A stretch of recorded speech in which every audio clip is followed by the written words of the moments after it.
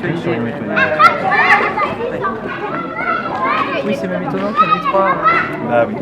Elles sont créées de manière concomitante Très bien. La salle, l'espace Éon de l'Étoile maintenant, parce qu'on lui a donné un nom. Il y avait une seule cuisine où il y avait les associations féminines de vacances scolaires. Il y a une deuxième cuisine qui a été faite. Vous remercier, Madame la Ministre, pour votre présence cet après-midi. C'est pour moi et toute mon équipe une véritable reconnaissance du travail que nous accomplissons au quotidien. En 2012, l'équipe précédente avait engagé un programme de rénovation de l'école. 5 ans après, l'école est aujourd'hui rénovée. Durant cette période, les sols de toutes les classes ont été refaits, les faux plafonds remis à neuf, une VMC double flux a été installée, l'entrée exiguë des maternelles où se côtoyaient porte-manteaux et sanitaires a fait place à un accueil spacieux.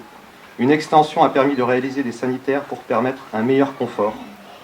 Les sanitaires des primaires ont complètement été refaits. Enfin, une nouvelle chaudière à pellets a pu être installée et les portes ont été changées. Bien que la commune soit dans une situation financière tendue, nous avons souhaité mener à terme la rénovation. Durant les 5 années de travaux, ce sont au total 343 000 € TTC d'investissement qui ont été réalisés.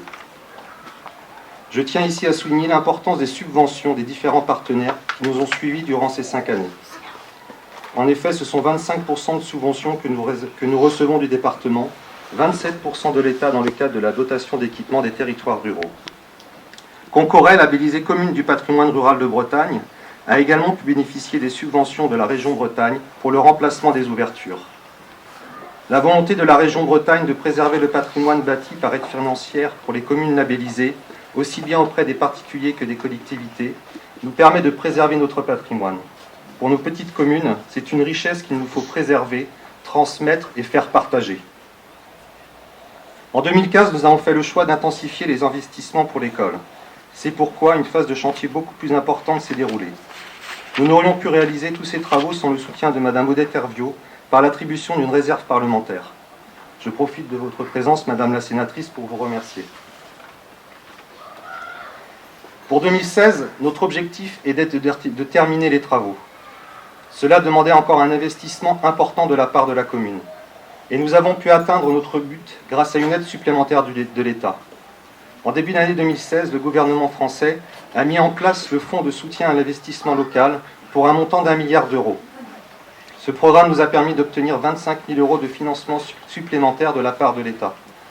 Cela n'aurait pu se faire sans l'appui technique et les conseils des services de la préfecture du Morbihan, que je remercie également.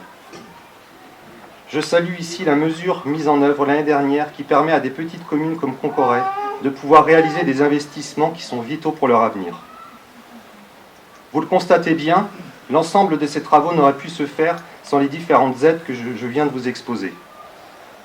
Je crois que nous avons effectivement la chance de vivre en France, de pouvoir se déplacer sur des routes convenables avec des trottoirs éclairés, de pouvoir se rendre chez le médecin et aller chercher nos médicaments, de savoir que nous serons soignés, de permettre à toutes les communes de bénéficier d'aides de l'État pour leur fonctionnement ainsi que des collectivités ou leur investissement, de pouvoir compter sur des femmes et des hommes qui travaillent tous les jours pour représenter le service public.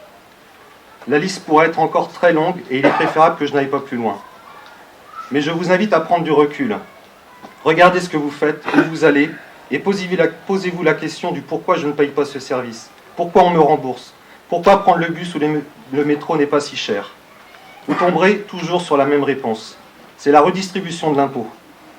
C'est cette redistribution qui nous permet d'assurer le service public sous toutes ses formes, que nous pouvons disposer d'écoles gratuites et laïques dans une majorité de communes de France. Pour les nouveaux arrivants dans une commune comme Concoret, l'école est le plus souvent le premier lieu de rencontre. Les enfants y découvrent la vie en société et le respect de l'autre. C'est un lieu dynamique, vivant, porteur d'avenir. On dit que la forêt d'Amazonie est le poumon de la terre. Eh bien, je peux vous affirmer que pour notre commune, son poumon, c'est l'école. Madame la ministre, je vous renouvelle tout le plaisir que j'ai à vous recevoir aujourd'hui, et au nom des Concoretois, je vous remets le blason de la commune.